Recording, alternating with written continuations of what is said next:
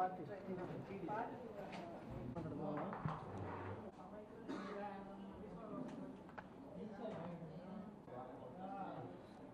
నువ్వు మాట్లాడితే నేను మాట్లాడతా.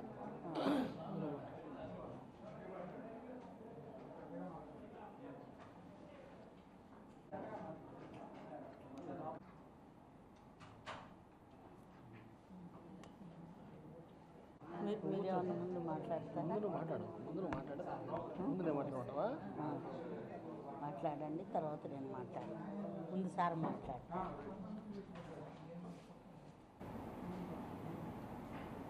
అనూహ్యమైన ఊహకందని విజయాన్ని అందించినటువంటి ఆంధ్రప్రదేశ్ మరియు గుంటూరు ఉమ్మడి జిల్లా ప్రజలందరికీ ముందుగా నా హృదయపూర్వకమైనటువంటి నమస్కారాలు, ధన్యవాదాలు తెలియపరుచుకుంటున్నాను.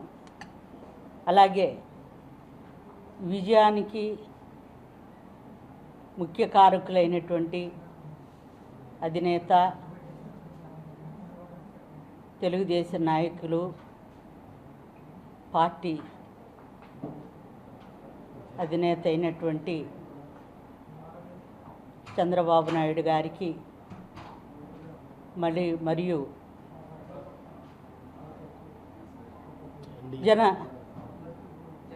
జనసేన నాయకులైనటువంటి పవన్ కళ్యాణ్ గారికి, బీజేపీ అధినేత అయినటువంటి భువనేశ్వరి గారికి, పురంధరేశ్వరి గారికి, మరియు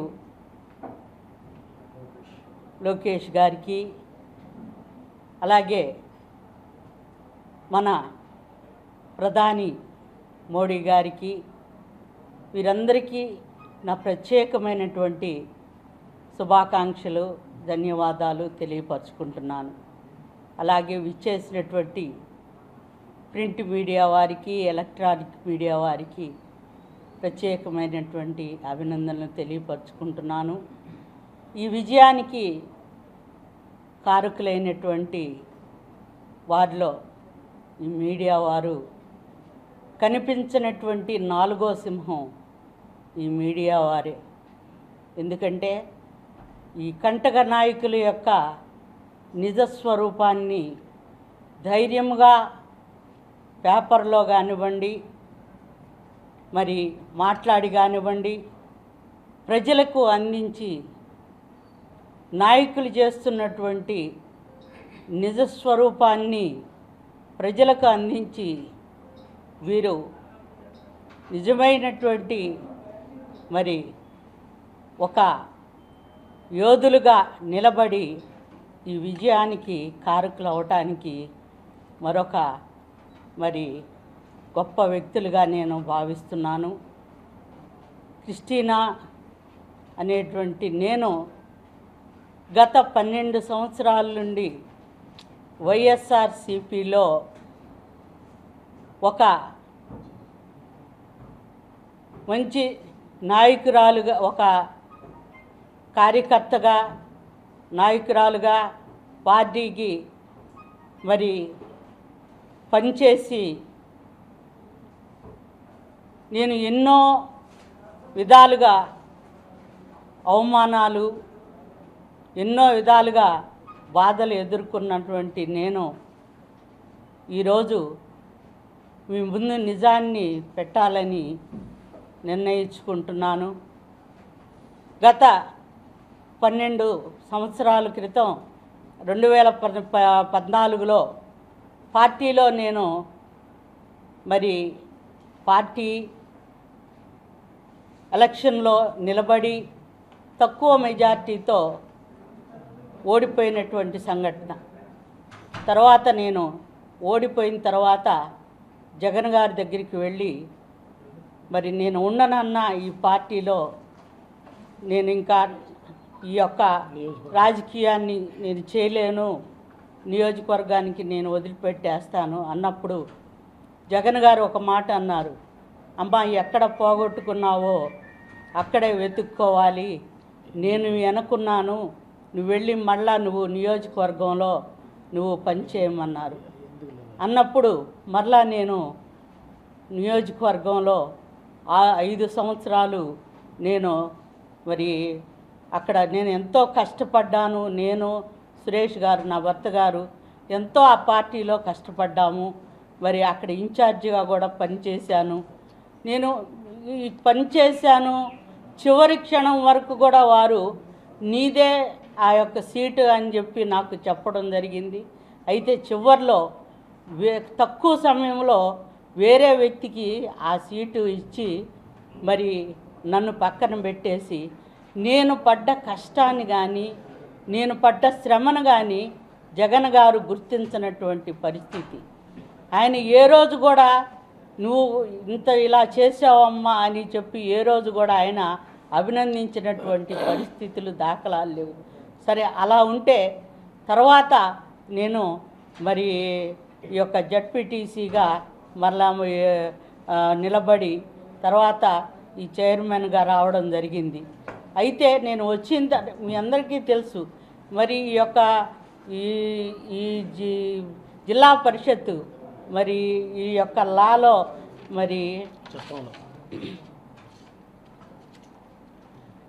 రాజ్యాంగ సవరణ 73, 74 సవరణ ప్రకారం సమగ్ర గ్రామీణాభివృద్ధి ఆశయాలతో ఏర్పడింది ఇది. మరి దీన్ని మరి అందరికీ న్యాయం చేయాలి. గ్రామీణాభివృద్ధి అంటే ప్రతి ఒక్క గ్రామాన్ని అభివృద్ధిలోనికి నడిపించాలి. మరి ఇలా నడిపించాలంటే మాకు కావలసినటువంటి మరి నిధులను మాకు అందించాలి. కనీసం మాకు రావాల్సినటువంటి నిధుల్ని ఏ రోజు కూడా ఆయన మాకు నేను ఎన్నోసార్లు మరి నేను వారు పేపర్లు తీసుకొని వెళ్ళి సార్ మాకు ఇలా మరి శానిటైజ్ రావాలి, మరి 15th పైన ఫైనాన్స్ రావాలి, ఇట్లా మరి మైనింగ్ రావాలి, ఇలా ఎన్నో డబ్బులు మాకు రావాల్సి ఉంది. మరి నేను లిస్టు తీసుకొని వెళ్ళి వారి దగ్గరికి వెళ్ళినప్పుడు వారు ఆ పేపర్లు తీసుకొని చూడటం, పక్కన పెడతాం. ధనంజయ రెడ్డి గారినో లేదంటే కేఎన్ఆర్ గారినో పిలిచి అన్న ఇది తీసుకోండి, ఇది చూడండి, అమ్మకి చేయండి అని చెప్పడం. వాళ్ళు పేపర్లు తీసుకొని వెళ్ళి పక్కన పెడతారో ఏం చేస్తారో తెలియదు. తర్వాత వాటి గురించి ఇంకా ప్రస్తావనే ఉండదు. ఇలా ఎన్నోసార్లు కొన్ని వందల సార్లు నేను ఇలా పేపర్లు తీసుకొని వెళ్ళి మరి మాకు రావాల్సినవి ఉన్నాయన్న కనీసం నేను ఇప్పుడు ఎమ్మెల్యేలకు కానీ ఎమ్మెల్సీలకు కానీ లేకపోతే ఎంపీలకు కానివ్వండి లేదంటే జడ్పీటీసీలకు కానివ్వండి వాళ్ళకి చేయవలసినటువంటి చిన్న పనులు కూడా నేను వాళ్ళకి సహాయం చేయలేనటువంటి పరిస్థితి.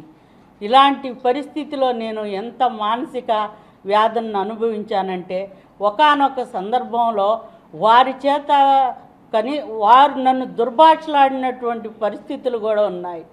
మరి వాటిని నేను చెప్పుకోలేని పరిస్థితి. మరి ఇలాంటి పరిస్థితిలో నేను నాకు ఇవి రావాలి, మీరు ఇవ్వకపోతే నేను చాలా కష్టపడతాను, మీరు నాకు ఆ పదవి ఇచ్చి కూడా ఉపయోగం లేదు, మీరు నాకు ఇవ్వాలన్నప్పుడు ఆయన మరి పట్టించుకున్నటువంటి పరిస్థితే లేదు. సరే, నా తర్వాత నీకు అది కాదు, నీకు మరి వేరే సీటు నీకు ఇస్తాను, మరి ఎర్రగొండపాలెంలో సీటు ఇస్తాను అని చెప్పేసి అక్కడ మళ్ళీ మీకు ఎర్రగొండపాలెంలో సీటు ఉంది, అక్కడ మీరు వెళ్ళండి అని చెప్పి తర్వాత మళ్ళీ మాట మార్చి తర్వాత వాడు వేరే వాళ్ళకి ఇచ్చినటువంటి పరిస్థితి. ఇలా ప్రతి ఒక్క మాటని వాళ్ళు వెనక్కి తీసుకోవడం, మాట ఇవ్వడం, వాళ్ళు వెనక్కి తీసుకోవడం.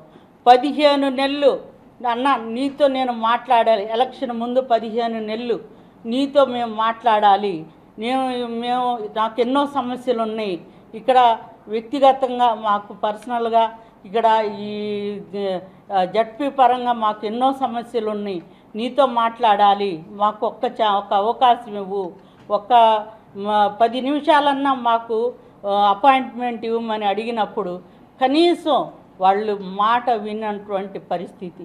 ఒక్కసారి కూడా మాకు అపాయింట్మెంట్ ఇవ్వలేదు.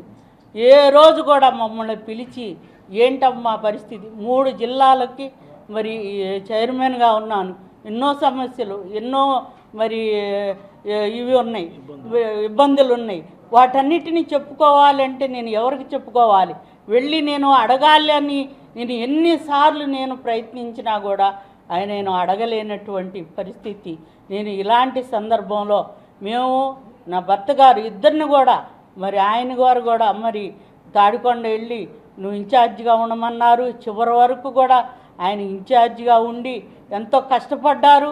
చివరిలో ఆయనకి చెప్పకుండానే వేరే వాళ్ళని అక్కడ ఇన్ఛార్జిగా వేయడం జరిగింది. అలాగే మళ్ళీ నీకు బాపట్ల అన్నారు, తర్వాత ఎర్రగొండపాలెం అన్నారు, తర్వాత వేమూరు అన్నారు. ఇలా ప్రతి స్థలాన్ని చెప్పుకుంటూ పోవటం, తర్వాత చివరిలో వేరే వాళ్ళని ప్రకటించడం. ఇలా మేము ఎన్నో విధాలుగా మేము అక్కడ అవమానం పడిన తర్వాత మేము ఒకటే అనుకున్నాము, ఈ పార్టీలో మాకు సెల్ఫ్ రెస్పెక్ట్ లేదు, ఈ పార్టీలో మాకు గౌరవం లేదు అని చెప్పేసి మేము నిర్ణయించుకొని మేము చాలా తప్పు చేశాము. ముందుగానే మేము టీడీపీలోకి తెలుగుదేశం పార్టీలోకి వెళ్ళి ఉంటే మేము ఎంతో బాగుండేది అని మేము ఆలోచన చేసుకున్నాము. కానీ అప్పటికే లేట్ అయింది. అయినా కూడా మంచి నిర్ణయం తీసుకున్నాం అనుకున్నాము. ఇద్దరము పార్టీలోకి వెళ్ళి మేము ముందు లోకేష్ గారిని కలిసాము. తర్వాత మరి చంద్రబాబు గారు మాకు ఒక సమయం ఇచ్చారు. ఆ రోజు మీకు కండువా కప్తా అన్నారు, వెళ్ళాము. మరి ఇద్దరం కలిసి పార్టీ మారి కండువా కప్పించుకున్నాము. తర్వాత చంద్రబాబు గారిని ఒక్కోసారి కలిసినప్పుడు ఒక మాట అన్నారు, నీవు ఇంత గొప్ప త్యాగం చేశావు కాబట్టి కంపల్సరిగా నీ వెనక నేను ఉంటావమ్మా, మీ వెనక నీకు ఏ కష్టం వచ్చినా మీకు ఏ ఇబ్బంది వచ్చినా నేను మీ వెనక ఉండి నేను అన్ని విషయాల్లో మిమ్మల్ని మరి నేను ఆదరిస్తానని చెప్పి వారు మాకు అభయం ఇవ్వడం జరిగింది. రేపు ఈ చంద్రబాబు గారిని కలిసి ఈ జడ్పీలో ఉన్నటువంటి సమస్యల్ని ఏవైతే ఉన్నాయో వాటన్నిటినీ వారి దగ్గరికి చెప్పుకుంటాను. మరి తప్పకుండా రాబోయే రోజుల్లో వారు ప్రతి ఒక్క సమస్యను తీరుస్తారు. ఈ రాష్ట్ర సమస్యలే కాదు, జడ్పీ సమస్యలే కాదు, ప్రతి ఒక్క సమస్యని తీరుస్తారని కుల మత మరి భేదం లేకుండా మరి గత 40 సంవత్సరాల నుండి చూస్తున్నాం మనం. గొప్ప వ్యక్తి, గొప్ప నాయకులు తప్పకుండా మరి అందరికీ న్యాయం తీరుస్తారని నేను నమ్ముతున్నాను. మరి ఈ అవకాశం ఇచ్చినటువంటి ప్రతి ఒక్కరికి, మీడియా వారికి, ప్రతి ఒక్కరికి పేరు వరుసన నా హృదయపూర్వకమైనటువంటి నమస్కారాలు తెలియపరచుకుంటూ సెలవు తీసుకుంటున్నాను. Thank you. ఈరోజు ముందుగా గౌరవ ముఖ్యమంత్రి చంద్రబాబు నాయుడు గారికి అభినందనలు తెలుపుతూ ఎన్డీఏ ప్రభుత్వానికి ఆహ్వానిస్తూ ఈరోజు భారతదేశ చరిత్రలో ఒక గొప్ప విజయం, ఏ రాజకీయ పార్టీకి కూడా ఎంత విజయం ప్రజలు అందించినటువంటి పరిస్థితి కాదు. ఎందుకంటే ఈరోజు ప్రతి ఒక్క కుటుంబం, ప్రతి ఒక్క వ్యక్తి కూడా ఒక స్వేచ్ఛ, ఒక సంపూర్ణమైనటువంటి రీతిలో వారు ఏ విధంగా ఉండాలి, ఏ విధంగా బ్రతకాలి, ఏ విధంగా జీవించాలి అన్నటువంటి విషయాన్ని కూడా ఆలోచించుకోవటానికి ప్రతి ఒక్కరు కూడా ఈరోజు ఈ యొక్క ఎన్డీఏ ప్రభుత్వాన్ని గెలిపించడం జరిగింది. ఇక్కడ ముఖ్యంగా 2 విషయాలు నేను జ్ఞాపకం చేయాలనుకుంటున్నాను. ఎందుకంటే ఈరోజు తెలుగుదేశం పార్టీలో ఒక కీలక వ్యక్తిగా, పార్టీ ఇచ్చినటువంటి ఒక క్యాడర్ వ్యక్తిగా నేను ఈరోజు ఇక్కడ మాట్లాడటం జరుగుతుంది.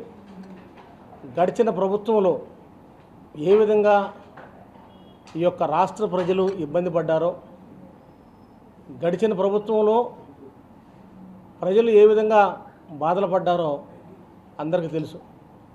ఒక సంక్షేమం అనేటువంటి దానితో ఆ జగన్మోహన్ రెడ్డి గారు ఆ యొక్క ప్రభుత్వాన్ని సాగించడం జరిగింది.